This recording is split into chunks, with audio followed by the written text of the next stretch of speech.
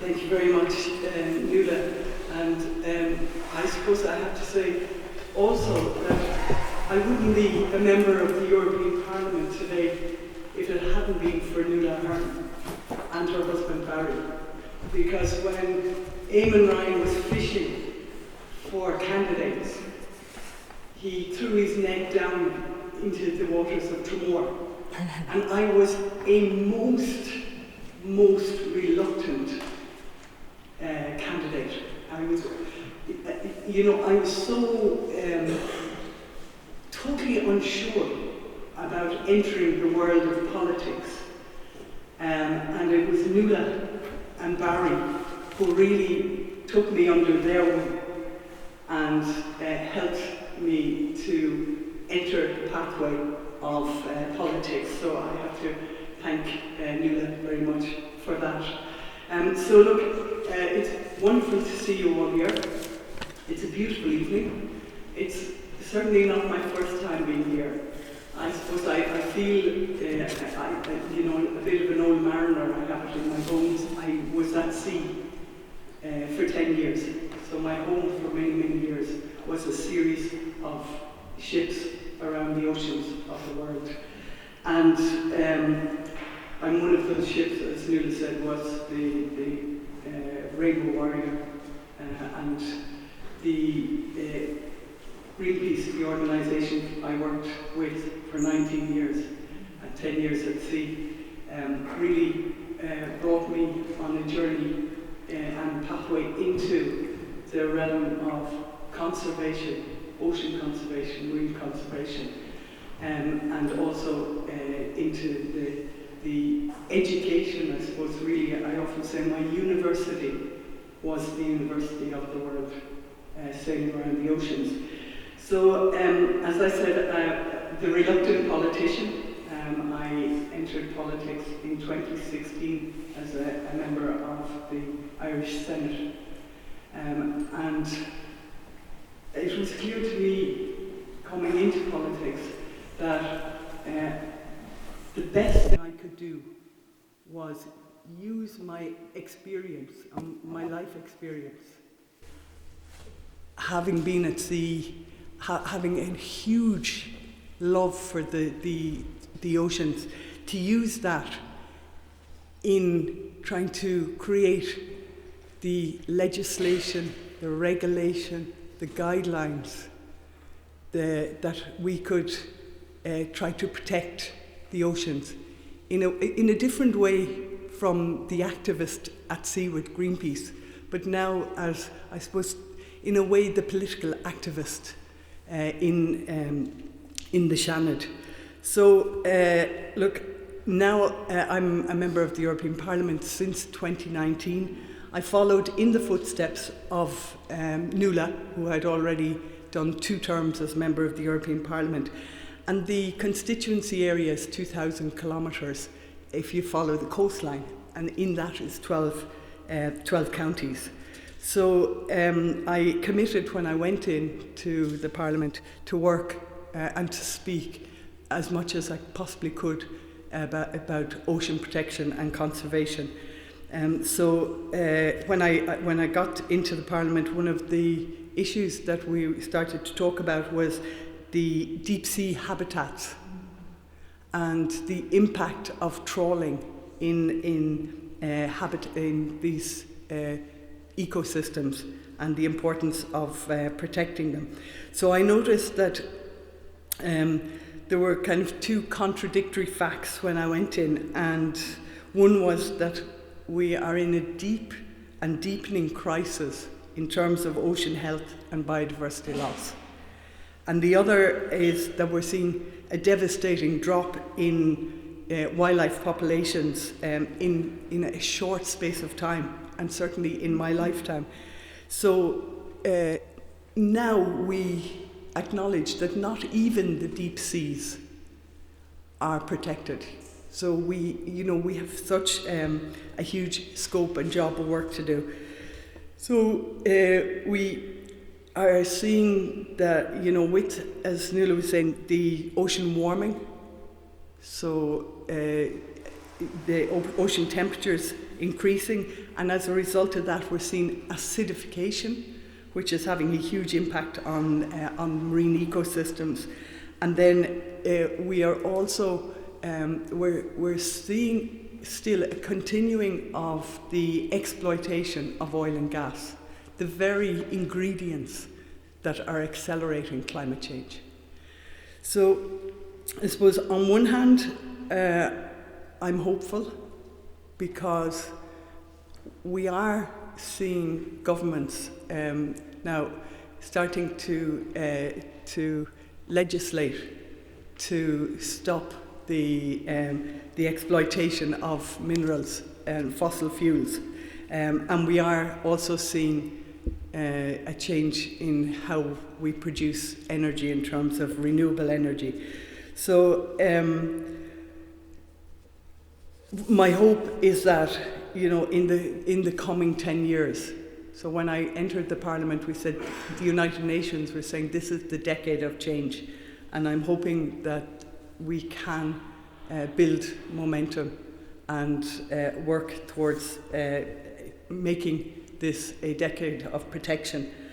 So we have now in the EU, we've recently strictly protected over 16,000 square kilometres of vulnerable marine ecosystems, and mostly these are in Irish waters.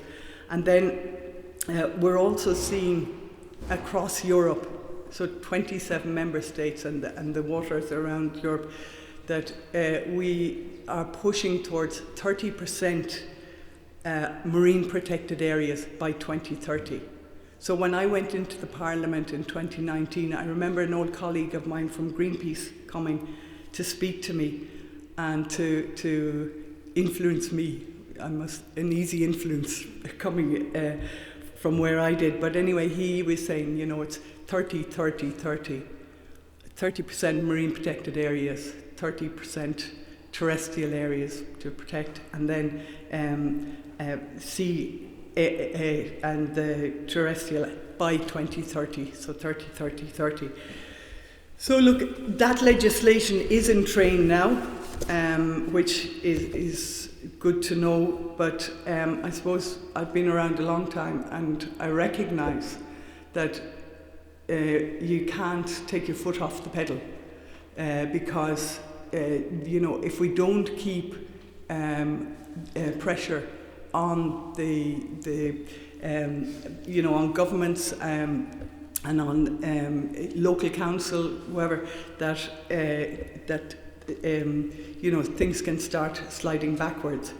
So in Ireland now we have special areas of conservation off the west coast, and we have secured historic funding for climate, nature restoration, and for the National Parks and Wildlife Service over the last few months. And then on an international level, we have now an international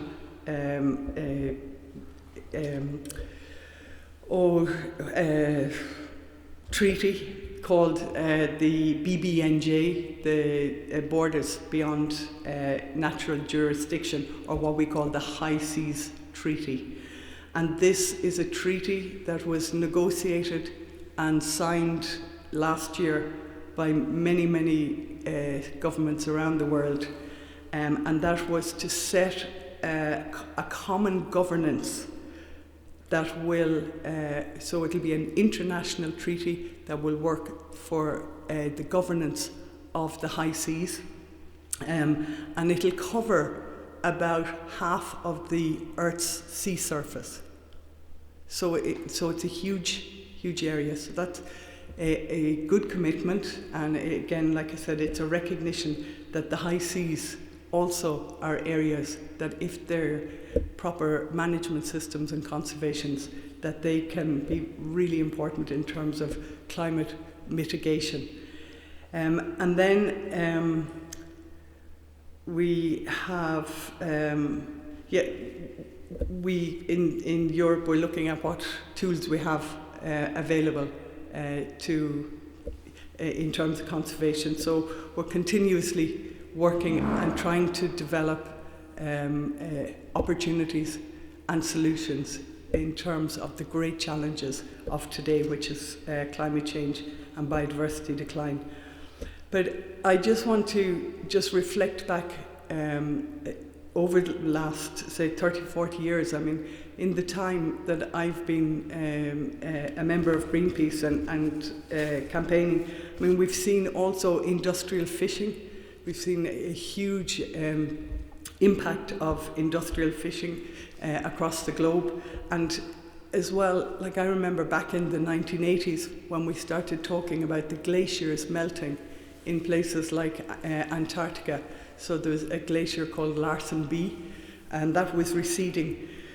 So one way or another, as I said, we must accelerate the action. And I do believe, I do feel that we are building awareness. And in a way, it's kind of hitting us in the face. Because, I mean, we've all seen over the last few weeks, we've seen the devastation in Middleton. We've seen coastal erosion down around Waterford, where part of a cliff just collapsed. So we're seeing that if we don't get on with it, that we really, we are more and more making our home and our environment almost impossible to live in. So this year, the Marine Institute, in terms of building awareness, produced a report on the ocean's climate, and it announced that we have essentially reached the limit in terms of the capacity of the ocean to absorb CO2. So we're really, we are pushing as the term that we use more and more is the planetary boundaries. I suppose one of the boundaries I always think of is the time when the ozone layer, there was a hole in the ozone layer, was detected, and it was very quickly recognised that the damage to the planet of the impact of ozone depletion was critical. And as a result, governments worked really fast together, put pressure on the companies that were producing the chemicals that were damaging the ozone layer. And so as a result, action was taken. And the ozone layer, and that's a sign of hope for me, it was one of the planetary boundaries, and the ozone layer today is knitting itself back together. So there is hope and there is chance. So let me just move on. So we're coming, since 2019 we had the European Green Deal in the Parliament. It's all about climate action. It's all about producing the legislation to protect habitats and biodiversity. And it's also recognising that we have a huge opportunity, whilst transforming the way we live, to do it in a just and fair way. And I know you will have heard people like Mary Robinson talk about a just and fair transition. So we are on that pathway. We are now just waiting for the next COP, the climate convention, to take place in Abu Dhabi in Dubai, and hopefully, we'll see more ambition ramped up there for ocean protection. So I know that we have experts here this evening who will talk more specifically about your areas of expertise. But I think, we really do need to, I use the expression, have an all hands on deck approach, because the evidence is showing us that if we don't take action, that we will see more and more damage to our environments, to our own habitats. So one of the things coming up in the Parliament in the next coming weeks is the conclusion of the nature restoration law negotiations. And you might remember just a few months ago there was huge discussion across all European countries and very much here in Ireland about the nature restoration law. And it was the first time that the European Commission had come forward with a proposal, a legislative proposal, not just to protect ecosystems, but to actually acknowledge that we have damaged ecosystems and we have to restore them. So there's been a lot of negotiation going on, how we should restore nature, and we're coming to the final trilogues, conclusion of those talks. So within the coming weeks, you will hear that there will be, a conclusion to the negotiations. And for me, during the course of the negotiations, we nearly lost it. Like we had some of the groups in the Parliament pulling away from the negotiations, but it's still on the table. It won't be as ambitious as we feel it should be, but nevertheless, at least we'll have nature restoration legislation, so that's a positive. Let me see. I just want to say that here in Ireland, we are working towards marine conservation, marine protection. It isn't easy. We want to move beyond just lines on a map, so that when we talk about special areas of conservation, when we talk about special protection areas for birds, that they are meaningful.